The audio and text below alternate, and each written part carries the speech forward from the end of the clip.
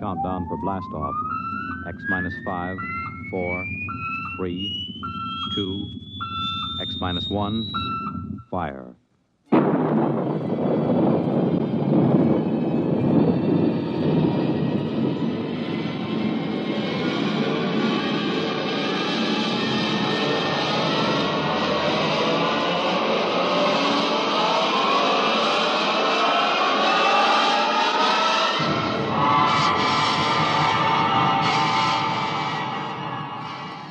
From the far horizons of the unknown come tales of new dimensions in time and space. These are stories of the future, adventures in which you'll live in a million, could be years, on 1,000 maybe worlds. The National Broadcasting Company, in cooperation with Galaxy Science Fiction Magazine, presents X minus one.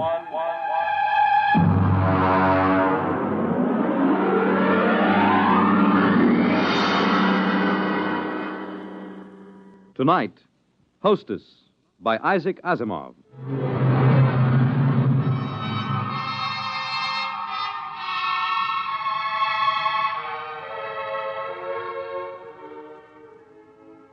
I was so happy about it when I came home, almost triumphant. I dashed in the front door, peeled off my gloves, threw my hat on the side table, and tossed my coat over the back of a chair. Well, you missed supper. Drake, we're going to have him here. Who here? What are you talking about? The doctor from Hawkins' Planet. Didn't you realize that was what today's conference was about? When you say the doctor from Hawkins' Planet, do you mean the Hawkins site you've got at the Institute? Well, of course. Who else could I possibly mean? May I ask what the devil you mean by saying we'll have him here? Darling, the Hawkinsite would like to stay at a private house somewhere where he won't be bothered with official ceremony, where he'll be able to proceed more according to his own likes and dislikes. I find it quite understandable. Whenever you start using formal sentences, I know you're hiding extreme irritation. Well, you don't seem to be trying to hide it at all. Now, what's the matter? Look, I don't see where we've got room for extraterrestrial visitors. Are you serious? He can stay in the spare room. Honestly, Drake, all we have to do is show a certain amount of adaptability. Sure, just a little adaptability. The Hawkins site breathes cyanide. We'll just adapt ourselves to that, I suppose. He carries cyanide in a little cylinder. You won't even notice it. Mm-hmm. And what else is there about them I won't notice? Nothing else. They're perfectly harmless. They're even vegetarians. Well, what about us? Do we eat meat ourselves, or will that make us look like cannibals to him?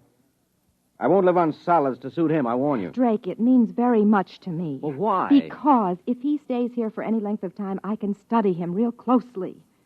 Very little work has been done on the biology and psychology of the individual Hawkinsite or of any of the extraterrestrial intelligences. Surely you must see the opportunity.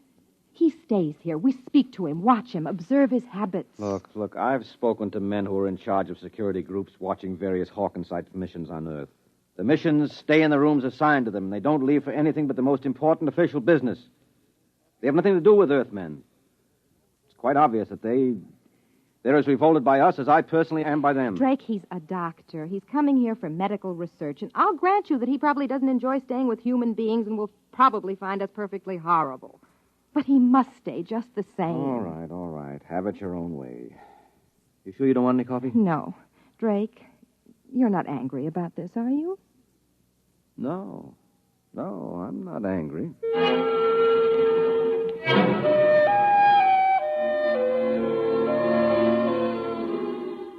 Most of my friends had been surprised when I married Drake because they couldn't understand my marrying a policeman. I explained he wasn't simply a policeman. He was a member of the World Security Board, but most of the staff at the Institute thought it rather odd that I hadn't married a biologist or at least an anthropologist, even a chemist, but certainly not a policeman. I was waiting for Drake with some apprehension that evening as I sat in the living room. Hark Tolan, the Hawkinsite, was standing quietly in the middle of the room. He was not sitting since he was not anatomically constructed to sit. He stood on two sets of limbs placed close together, while a third pair, entirely different in their construction, were suspended from a region that would have been the upper chest in the human being. His skin was hard, glistening, and ridged, and his face wore a distant resemblance to something alienly bovine. Mrs. Smollett, you must forgive my English. The construction of my mouth, combined with the absence of incisors and canine teeth, is an obstacle to clear speech. I think you speak very well. Thank you. My husband will be home soon, and then we'll eat. Your husband? Well, Husband? Yes, you know. Mr. Smollett. Ah, male. Of course. You must forgive me, Mrs. Smollett. Perhaps the greatest source of confusion among the 5 known races of the galaxy lies in the differences among them in regard to their sex life and the social institutions that grow around it. I understand that. The concept of husband and wife, for instance, exists only on Earth. I can achieve a sort of intellectual understanding of what that means, never an emotional one. Dr. Tolan, I've consulted the Institute in preparing a menu, and I trust you'll find nothing in it that will upset you. Drake? Drake, is that you? Yeah. I'm in the living room, dear. I suppose he's all delivered, complete. Drake, this is Dr. Hark Tolan of Hawkins Planet. Dr. Tolan, my husband. Good evening, Dr. Tolan. Mr. Smollett, Would you care for a drink? I'm not particularly thirsty. On Earth, there is a custom of drinking liquids which have been fortified with ethyl alcohol. We find it stimulating. Oh, yes. I'm afraid, then, that I must decline. Ethyl alcohol would interfere most unpleasantly with my metabolism. Well, so it does to Earthmen, too. But I understand, Dr. Tolan. Would you object to my drinking? Of course not. Good. I need one. A stiff one.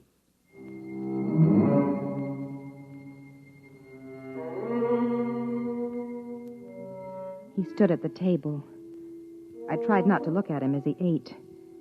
His wide, lipless mouth split his face alarmingly as he ingested food, and in chewing, his large jaws moved from side to side. There was evidence of his ungulate ancestry.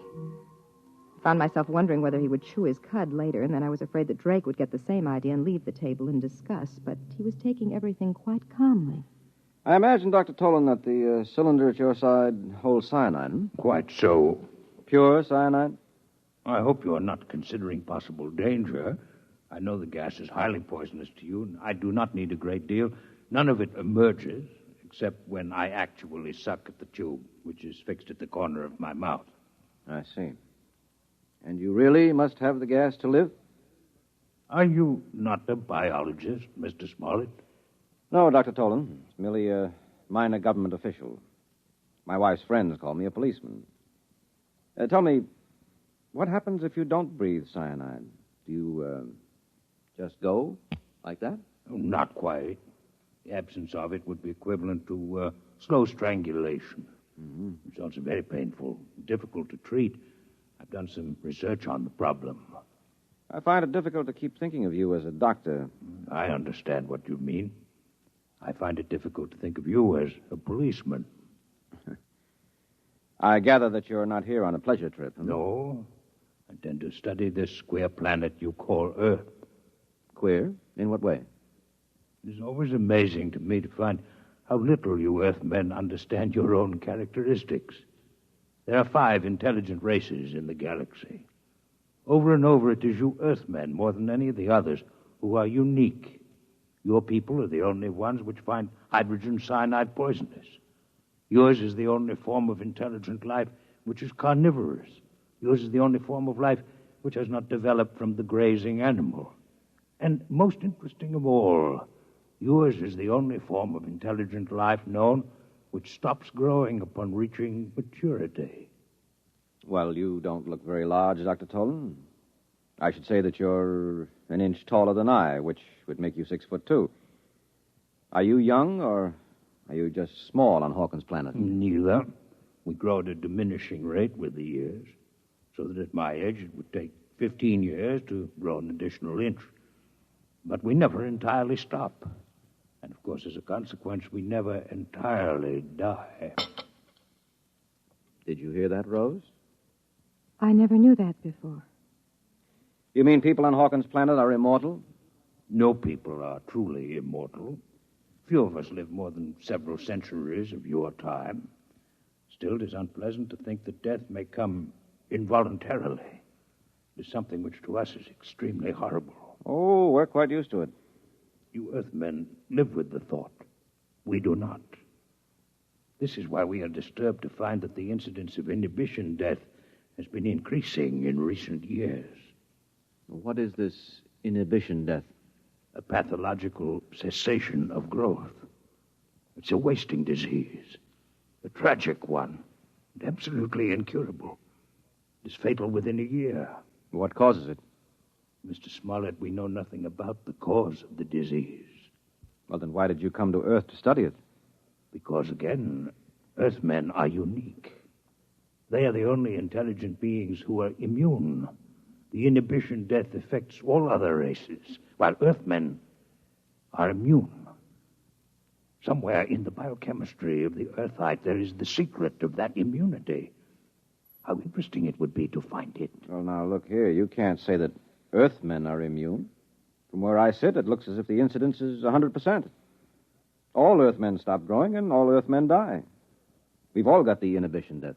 Earthmen live up to 70 years after the cessation of growth.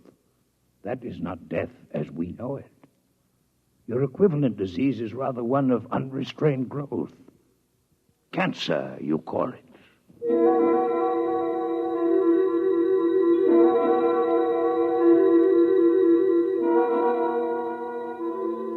Drake was being pleasant to Dr. Tolan. I wasn't sure whether it was for my sake or for his own. Drake has never gone out of his way to please me. Sometimes when I'm gloomy, I look at him across the table and ask myself, why did he marry me? Then suddenly, after dinner in the living room, Dr. Tolan asked a question which surprised me. You are a policeman, Mr. Smollett? Yes.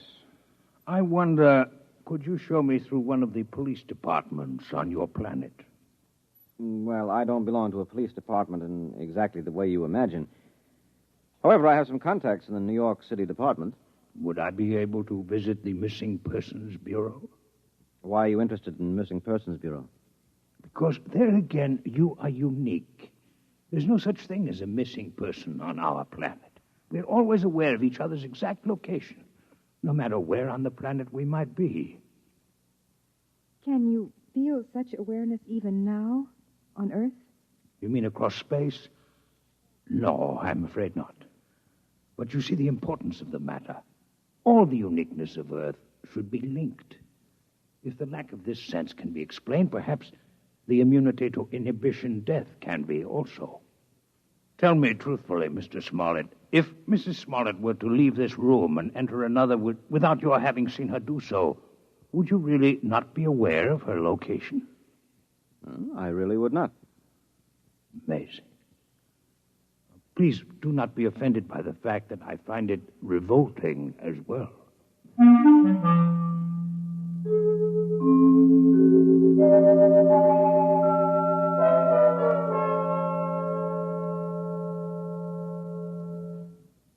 Drake? Drake, Yes, I'm awake. why were you talking about the inhibition death to Dr. Tolan? I'm taking an interest in your work, Rose. You've always wanted me to take an interest. I'd rather you weren't sarcastic. Rose, I'm tired. I'll talk to you tomorrow. No, right now. I want no questions from you and no interference. You do your job and I'll do The mine. nature of my job is open and known. The nature of my job isn't, by definition, but I'll tell you this. Our six-legged friend is here in this house for some definite reason. You weren't picked as biologist in charge for any random reason. 2 days ago, he'd been inquiring about me at the commission. But that's my job, and I won't discuss it with you any further. Do you understand?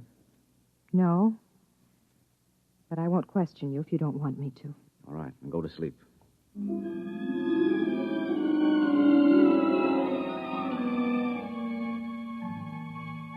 I lay stiffly on my back, and the minutes passed and the quarter hours. I was trying to fit the pieces together. One picture remained clear in my mind. It hovered over me mockingly. At the end of the evening, the Hawkinsite had turned to me just before he left the room. Good night, Mrs. Smollett. You're a most charming hostess.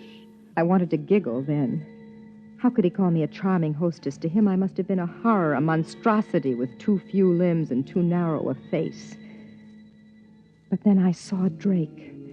He turned white. For one instant, his eyes had burned with something that looked like terror. I'd never before known Drake to show fear of anything, and the picture of that instant of pure panic remained with me until all my thoughts finally sagged into the oblivion of sleep. I remember one question that nagged at me through the haze. Why did he marry me?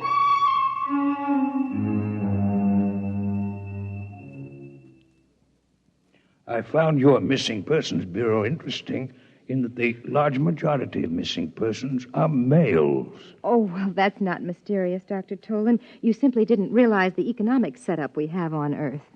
My wife is an example of the minority of women who are capable of making their own way in the world. Would you call the Missing Persons Bureau of New York a fair sampling of such cases in the planet at large? Yes, I should think so. Is there then an economic explanation for the fact that since interstellar travel has been developed, the percentage of young males among the missing is more pronounced than ever? Well, that's even less of a mystery than the other. Nowadays, a runaway can hop the nearest space freighter. They're always looking for crewmen. No questions asked. It's almost always young men in their first year of marriage. Well, that's just the time a man's troubles seem the greatest. If he survives the first year, there's usually no need to disappear at all. Would it offend you if I disconnected for a period of time? Disconnected? It's like sleep. Oh.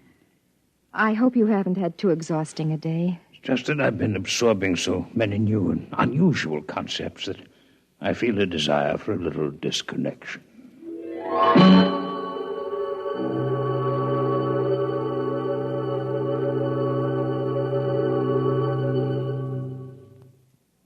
Drake, we've been sitting here for 10 minutes. Aren't you going to speak to me?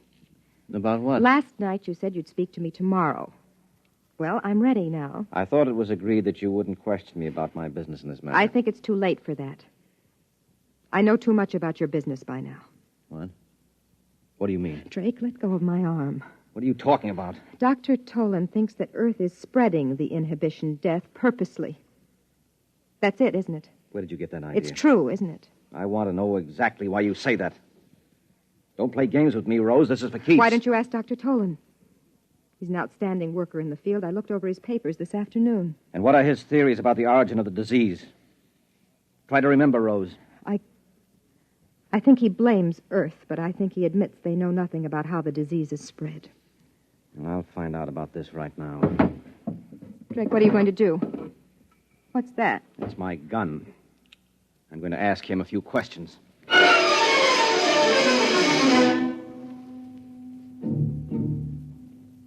He ran out of the bedroom, down the corridor towards Dr. Tolan's room. I ran after him, caught him just as he entered the door. The Hawkinsite was standing there, motionless, his eyes unfocused, his 4 standing limbs sprawled out in 4 directions as far as they would go. Now keep quiet. He'll gradually become aware of me. Get out of here. No, Drake. What are you doing? Quiet. There, you see? The skin on his face is beginning to quiver. Well, that's about all, Dr. Tolan. Don't throw in connection with any of the limbs.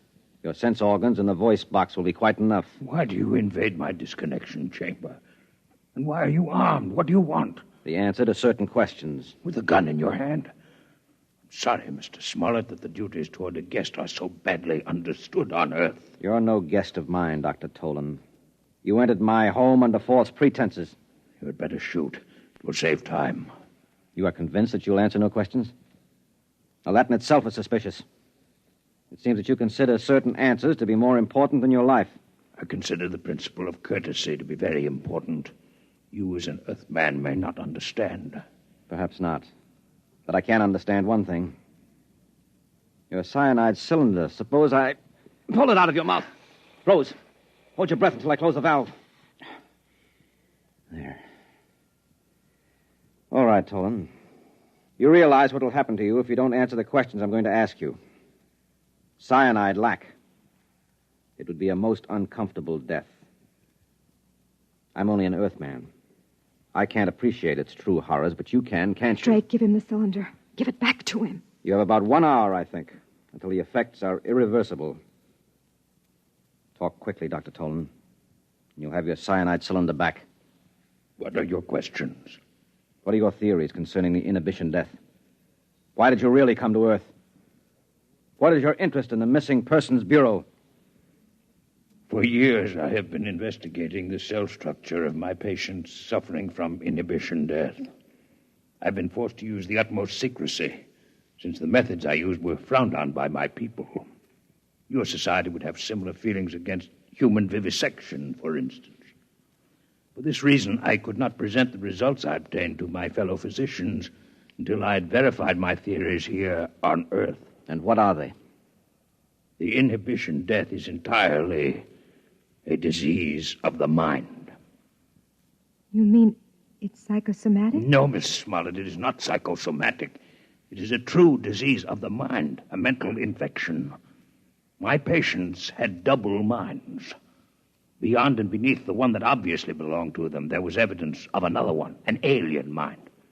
In short, there are not only 5 intelligences in the galaxy, but 6. And the 6th is parasitic. This is impossible. You must be mistaken, Dr. No, Tolan. I'm not mistaken. One can imagine such a parasite through the course of millions of years, perhaps losing all portions of its physical being. It'll become nothing but pure mind, living in some mental fashion we cannot conceive of on the minds of others, particularly on the minds of Earthmen. Why particularly Earthmen? Have you not surmised that the 6th intelligence is a native of Earth? Mankind from the beginning has lived with it, has adapted to it, is unconscious of it. It is why the higher species of terrestrial animals, including man, do not grow after maturity and eventually die. And it is what is called natural death. It is the result of this universal parasitic infestation. Where Earthmen could survive the infection for decades with little harm, we others die a quick death within a year. Give me back my cylinder. You have your answer. What about the Missing Persons Bureau? Drake, look at his eyes. Give it back to him. As we are not well adapted to the intelligence that infests man, neither is it well adapted to us. It can live on us, but it cannot reproduce, with ourselves alone as the source of its life. The inhibition death is therefore not directly contagious among our people. What are you implying, Dr. Tolan? The Earthman remains the prime host for the parasite, and an Earthman may infect one of us if he remains among us. But the parasite, once it is located in an intelligence of the outer worlds, must somehow return to an Earthman if it expects to reproduce. We are infected and reinfected as the parasites return to Earth and come back to us via the mind of Earthmen who travel through space. And the missing persons? Are the intermediate hosts. The masculine terrestrial mind seems better suited for their purpose. But once reproduction has been taken care of, the infested male leaves by spaceship for the outer worlds. He disappears. But this is impossible. What you say implies that the parasite mind can control the actions of its host. That can't be, or we would have noticed their presence here on Earth. The control may be very subtle. It may, moreover, be exerted only during the period of active reproduction. I simply point to your Missing Persons Bureau. Why do the young men disappear? I'm quite ill now of cyanide lack, and I cannot speak much longer. And you alone, of all your people, have any knowledge of this theory of yours? I alone. You will give me back my cyanide cylinder now. I've become quite weak. Sure. Sure, Dr. Tolan. Rose. No! Rose, come out of here. Come on now. Come on. He's dead. He's dead. You shot Outside. him. Out. Quiet, Rose, quiet. I told you to have nothing to do with this. Let me go. I want to go. I want to go. Why? Because of something it was my job to do? You heard what that creature was saying? You suppose I could allow him to return to his world and spread those lies? They'd believe him. What do you think would happen then? They would have to kill us all to stop that disease. What he said wasn't a lie. It was true. Oh, come on. Now you're hysterical. You need sleep. I know what he said was true because the Security Commission knows all about the same theory and knows it's true. Why do you say a thing like that? Because you let it slip yourself. Now, sit down. Sit down. Well, so I gave myself away, did I? When? You turned white when Hark Tolan referred to me as a charming hostess. Hostess has a double meaning, Drake. A host is one who harbors a parasite.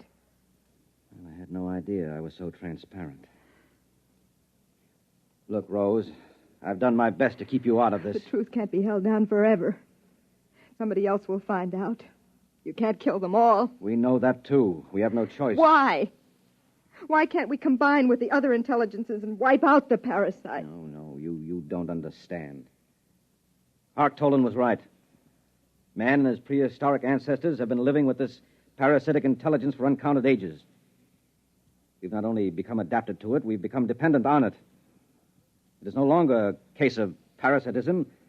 It's a case of mutual cooperation. You biologists have a name for it. What are you talking about? Symbiosis? Yes, exactly. We have a disease of our own, remember?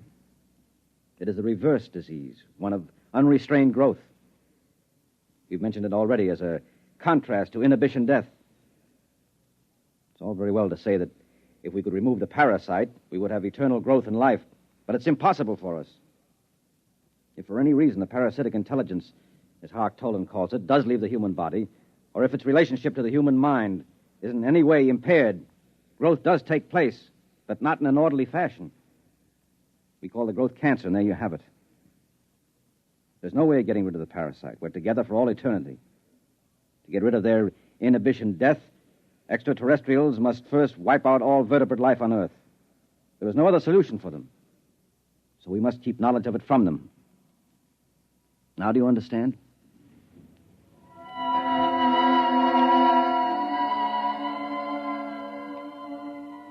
He got the body out of the apartment. I sat there numbly. He lied to me. Cancer could not be a disease that was an expression of lost ability for normal growth. Cancer attacked children while they were still growing. It could even attack embryonic tissue. Cancer had nothing to do with the presence or absence of normal growth. Its absence would not cause cancer. Drake lied, but no one would believe me. The young men who disappeared were usually in the first year of their marriage. Whatever the process of reproduction of the parasite intelligence was, it must involve close association with another parasite. The type of close and continuous association, as in the case of newly married couples. The parasite could control actions. I'd report them both, Drake Smollett and Hark Tolan, to the Missing Persons Bureau. But they'd never find them, for they'd be out in space. I wanted to weep, but I couldn't. I was dry-eyed, and it was painful. I'd looked for the answers to so many questions, and I'd found them all. I even found the answer to the question I thought had no bearing on the subject. I finally learned why Drake had married me. You have just heard X Minus One, presented by the National Broadcasting Company in cooperation with Galaxy Science Fiction Magazine. Your announcer, Fred Collins. X Minus One was an NBC Radio Network production.